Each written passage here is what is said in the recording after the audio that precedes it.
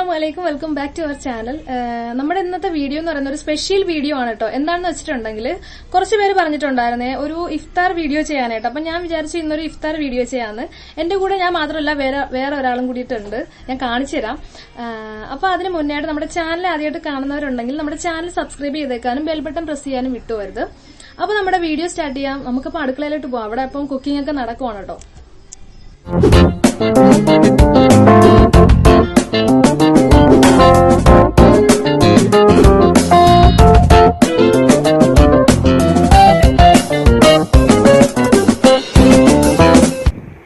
അപ്പോൾ ഇവിടെ evening time ആയിട്ടുണ്ട്, ഒരു 4-5 മണിയൊക്കെ ആയിട്ടുണ്ട്. അപ്പോൾ അതിന് മുന്നേ തന്നെ കുറച്ച് കാര്യങ്ങളൊക്കെ നമ്മൾ റെഡിയാക്കിയൊക്കെ വെച്ചിട്ടുണ്ട്. ഇവിടെ കടലക്കറിയൊക്കെ റെഡിയാക്കി വെച്ചിട്ടുണ്ട്.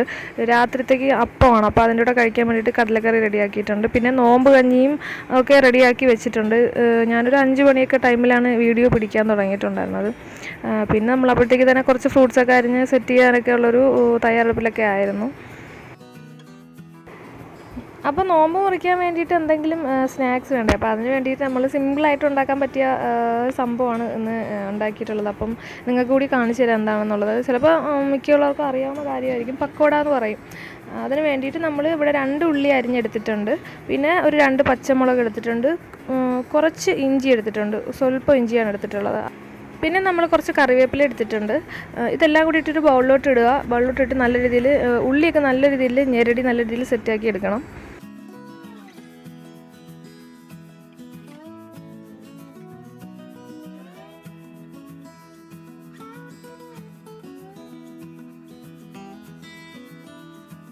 ഇനി നമുക്ക് ചെയ്യേണ്ടതെന്ന് വെച്ചിട്ടുണ്ടെങ്കിൽ 2.5 സ്പൂൺ കടലമാവ് ഇട്ട് കൊടുക്കണം. ഞാനിവിടെ വലിയ സ്പൂണാണ് എടുത്തിട്ടുള്ളത്. അപ്പം കുറച്ചധികം മാവ് വേണ്ടി വരും. നമ്മൾ ആ ഒരു അളവിന് എടുക്കുക, എത്രയാണെന്ന് വെച്ചിട്ടുണ്ടെങ്കിൽ ഉള്ളിയുടെ ഒരു അളവിന്. അപ്പോൾ വലിയ 2.5 സ്പൂൺ കടലമാവ് എടുത്തിട്ടുണ്ട്. ആ ഒരു സ്പൂണിൻ്റെ അളവിൽ തന്നെ ഒരു 1/2 സ്പൂൺ മൈദ മാവ് എടുത്തിട്ടുണ്ട്. പിന്നെ ഒരു 1/2 സ്പൂൺ കോൺഫ്ലവർ എടുത്തിട്ടുണ്ട്. അപ്പോൾ കോൺഫ്ലവർ ഇല്ലാത്തവർ വിഷമിക്കേണ്ട, മൈദമാവ് ഇട്ട് കൊടുത്താലും മതി. കുറച്ച് ക്രിസ്പി ആയിട്ട് കിട്ടാൻ വേണ്ടിയിട്ടാണ് നമ്മൾ കോൺഫ്ലവർ ആഡ് ചെയ്യുന്നത്. ഇതിൻ്റെ കൂടെ 1/2 ടീസ്പൂൺ കറി മസാല ഇട്ട് കൊടുക്കണം. പിന്നെ കുറച്ച് മഞ്ഞൾപ്പൊടി ഇട്ട് കൊടുക്കുക. ഒരുപാട് ഇടരുത്, കുറച്ചിട്ട് കൊടുക്കുക. പിന്നെ കുറച്ച് സോഡ പൗഡറും പിന്നെ മഞ്ഞൾപ്പൊടിയേക്കാളും കുറച്ചധികം മുളക് പൊടി കൂടി ഇട്ട് കൊടുക്കുക. ഇനി ചെയ്യേണ്ടതെന്ന് വെച്ചിട്ടുണ്ടെങ്കിൽ ഇതെല്ലാം കൂടിയിട്ട് നല്ല രീതിയിൽ മിക്സ് ചെയ്തെടുക്കുക എന്നുള്ളതാണ്. കൈ വെച്ചിട്ട് നല്ല രീതിയിൽ മിക്സ് ചെയ്തെടുക്കുക. അതിനുശേഷം നമ്മൾ കുറേശ്ശെയായിട്ട് വെള്ളം ഒഴിച്ചു കൊടുത്തിട്ട് മിക്സ് ചെയ്തെടുക്കണം. പിന്നെ ശ്രദ്ധിക്കേണ്ട കാര്യം എന്താണെന്ന് വെച്ചിട്ടുണ്ടെങ്കിൽ നമ്മൾ ഉപ്പ് ഇവിടെ ഇട്ടിട്ടില്ല. വെള്ളം ഒഴിച്ച് നല്ല രീതിയിൽ മിക്സ് ചെയ്തെടുക്കുമല്ലോ, ആ ഒരു ടൈമിൽ നമുക്ക് ആവശ്യത്തിന് ഉപ്പ് ആഡ് ചെയ്ത് കൊടുത്താൽ മതിയായിരിക്കും കേട്ടോ. വളരെ സിമ്പിളായിട്ട് ചെയ്യാൻ പറ്റിയൊരു കാര്യമാണ്. നല്ലൊരു സ്നാക്ക് ഐറ്റമാണ് കേട്ടോ. നല്ല ക്രിസ്പി ആയിട്ട് വരും. നമുക്ക് മെനക്കെടാൻ ഇഷ്ടപ്പെടാത്തവർക്കൊക്കെ ചെയ്യാൻ പറ്റിയ, എളുപ്പത്തിൽ ചെയ്യാൻ പറ്റിയൊരു സംഭവമാണ്. എല്ലാവരും ഒന്ന് ട്രൈ ചെയ്ത് നോക്കുക, ചെയ്തിട്ടില്ലാത്തവർ. പിന്നെ നമ്മൾ ശ്രദ്ധിക്കേണ്ട കാര്യം എന്താണെന്ന് വെച്ചിട്ടുണ്ടെങ്കിൽ ഞാൻ പറയാനായിട്ട് വിട്ടുപോയതാണ് കേട്ടോ. നമ്മൾ ഉള്ളി അരിയുമ്പോഴുണ്ടല്ലോ, ഉള്ളി അരിയുമ്പോൾ ചെറിയതായിട്ട് വേണം അരിഞ്ഞെടുക്കാനായിട്ട്.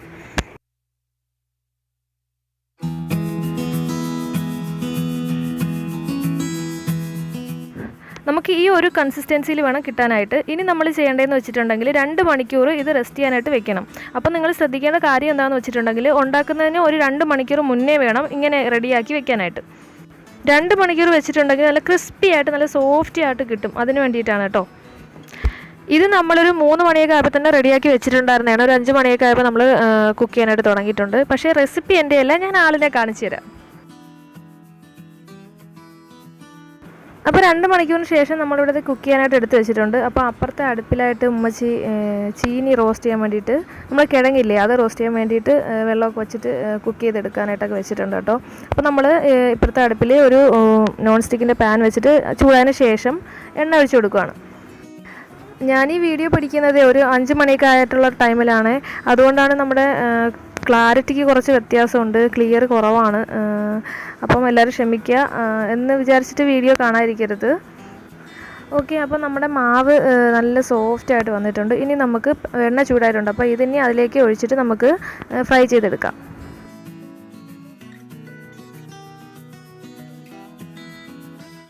നമ്മുടെ പക്കോടയൊക്കെ ഇവിടെ റെഡിയാക്കാനായിട്ട് പോവുകയാണ്. അങ്ങനെ നൂറത്താണ് ഇതിന്റെ റെസിപ്പിയൊക്കെ റെഡിയാക്കി എടുത്തിട്ടുള്ളത്.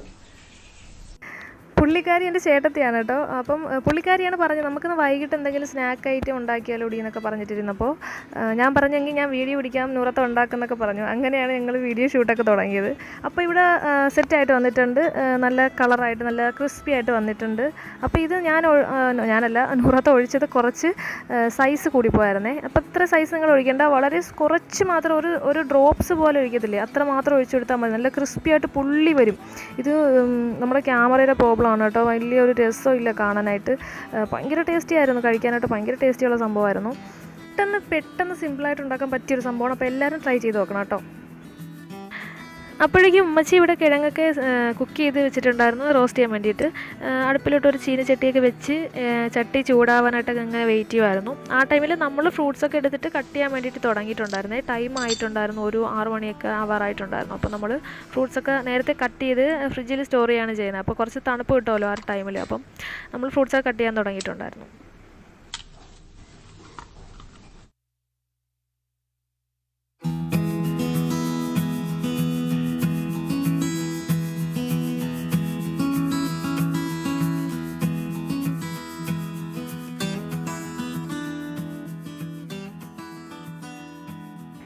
ചീനിച്ചട്ടി ചൂടായപ്പോൾ ഞാൻ ഓടി ഇങ്ങോട്ട് വന്നു കേട്ടോ വീഡിയോ പിടിക്കാനായിട്ടേ. അപ്പം ചീനിച്ചട്ടി ചൂടായപ്പോൾ അമ്മച്ചി കുറച്ച് എണ്ണ ഒഴിച്ചിട്ടുണ്ടായിരുന്നു. പിന്നെ അതിലേക്ക് കുറച്ച് കടുക് ഇട്ട് കൊടുത്തു പൊട്ടാനായിട്ട്. കടുക് പൊട്ടിയതിന് ശേഷം നമ്മൾ കുറച്ച് വറ്റൽമുളക്, ഒരു 2-3 വറ്റൽമുളക് അതിലേക്ക് കട്ട് ചെയ്തിട്ട് ഇട്ട് കൊടുക്കുകയാണ് ചെയ്യുന്നത്.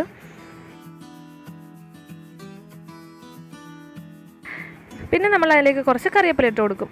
കറിവേപ്പില ഇട്ട് കൊടുത്തിട്ട് എല്ലാം കൂടി നല്ല രീതിയിലൊന്ന് പൊട്ടിയൊക്കെ വരുമ്പോൾ നമ്മൾ ഉള്ളി എടുത്ത് വെച്ചിട്ടുള്ള ഉള്ളി ഉണ്ടല്ലോ, നമ്മളൊരു 2 ഉള്ളി അരിഞ്ഞ് വെച്ചിട്ടുണ്ട്. ആ 2 ഉള്ളി നമ്മളിതിലേക്ക് ഇട്ട് കൊടുക്കുകയാണ് ചെയ്യുന്നത്. ഇട്ട് കൊടുത്തതിന് ശേഷം നല്ല രീതിയിലൊന്ന് വഴക്കിയെടുക്കണം, നല്ല രീതിയിൽ വഴങ്ങി വരണം ഉള്ളി. പിന്നെ അതിൻ്റെ കൂടെ തന്നെ ഒരു 4 അല്ലെങ്കിൽ ഒരു 3 പച്ചമുളക് കീറിയിട്ട് കൊടുക്കണം. ഇതെല്ലാം കഴിഞ്ഞതിന് ശേഷം നല്ല രീതിയിൽ നമ്മൾ വഴക്കിയെടുക്കണം, ഉള്ളി നല്ല രീതിയിൽ വഴങ്ങി കിട്ടണം. അതിന് വേണ്ടിയിട്ട് ലോ ഫ്ലെയിമിലിട്ടിട്ട് നല്ല രീതിയിൽ വഴക്കിയെടുക്കുക.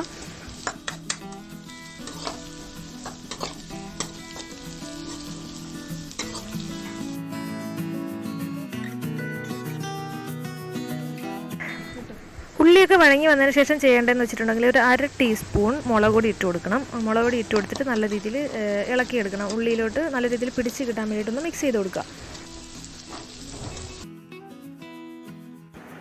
ഇനിയിപ്പോൾ അതിൽ വേറെ പരിപാടിയൊന്നുമില്ല, നമ്മൾ വേവിച്ച് വെച്ചിരിക്കുന്ന കിഴങ്ങ് ഈ ഉള്ളിയിലോട്ട് ഇട്ട് കൊടുക്കുകയാണ്. ഇട്ട് കൊടുത്തിട്ട് നമ്മൾ നല്ല രീതിയിൽ എല്ലാ സൈഡും ഒന്ന് പിടിച്ച് കിട്ടാൻ വേണ്ടിയിട്ട് ഇളക്കി കൊടുക്കണം.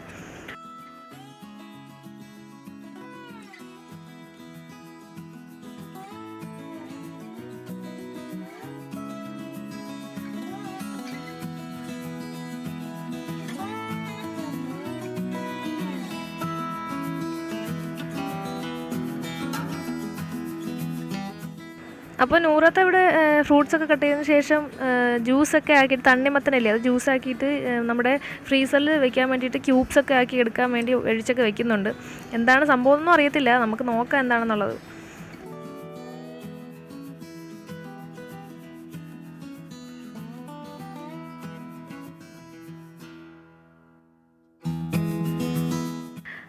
അപ്പം ഉമ്മച്ചി ഇവിടെ കിഴങ്ങൊക്കെ റോസ്റ്റ് ചെയ്തതിന് ശേഷം അതിൻ്റെ കൂടെ കഴിക്കാൻ വേണ്ടിയിട്ട് മുളക് ഉടച്ചതൊക്കെ റെഡിയാക്കുന്നുണ്ട്.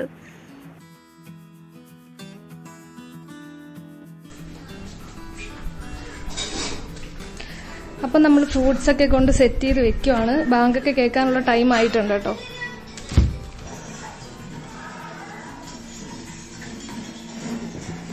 ഒരു 6:30 ടൈമൊക്കെ ആവാറായപ്പോൾ തന്നെ നമ്മൾ ടേബിളിൻ്റെ മുകളിൽ എല്ലാം റെഡിയാക്കി കൊണ്ടുവച്ചിട്ടുണ്ടായിരുന്നേ. അപ്പോൾ ഫിദക്കുട്ടി നെഹിയാനും ഒക്കെ ഇവിടെ റെഡി ആയിട്ടിരിക്കുകയാണ് നോമ്പ് മുറിക്കാനായിട്ട്. അപ്പം അവർ നോമ്പ് മുറിയൊക്കെ നേരത്തെ തന്നെ തുടങ്ങി. പിള്ളേരല്ലേ, അപ്പോൾ അവർക്ക് ഒരു ഇതല്ലേ, ഇതൊക്കെ കൊണ്ട് വയ്ക്കുമ്പോൾ അവർക്ക് എടുത്ത് കഴിക്കാനൊക്കെ തോന്നും. നമ്മളൊക്കെ ചെറുതലേ അങ്ങനെ തന്നെ ആയിരുന്നല്ലോ.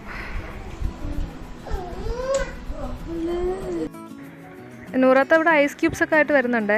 എന്താണ് സംഭവം എന്ന് വെച്ചിട്ടുണ്ടെങ്കിൽ നമ്മുടെ പുള്ളിക്കാരി എന്തോ യൂട്യൂബിൽ വീഡിയോ കണ്ടാന്നാണ് പറഞ്ഞത്. നമ്മുടെ ലെമൺ ജ്യൂസ് ഇല്ലേ, നാരങ്ങ വെള്ളം കലക്കിയിട്ട് അതിൽ ഇതേപോലെ ഓരോ ഫ്ലേവർ നമ്മൾ ക്യൂബ്സ് ആക്കിയിട്ട് ഇട്ട് കൊടുത്താൽ, ഇതിപ്പോൾ മാംഗോയും വാട്ടർമെലനും ആണ്, അപ്പോൾ അതിൻ്റെ ക്യൂബ്സ് ഇട്ട് കൊടുത്താൽ അതിൻ്റെ ടേസ്റ്റ് അതിനകത്ത് ഇറങ്ങിയിട്ട് ഭയങ്കര ടേസ്റ്റ് എന്നാണ് പറഞ്ഞത് പുള്ളിക്കാരി. അങ്ങനെയാണ് ഇത് ക്യൂബ്സൊക്കെ ആക്കിയിട്ട് എടുത്തിട്ടുണ്ടായിരുന്നത്.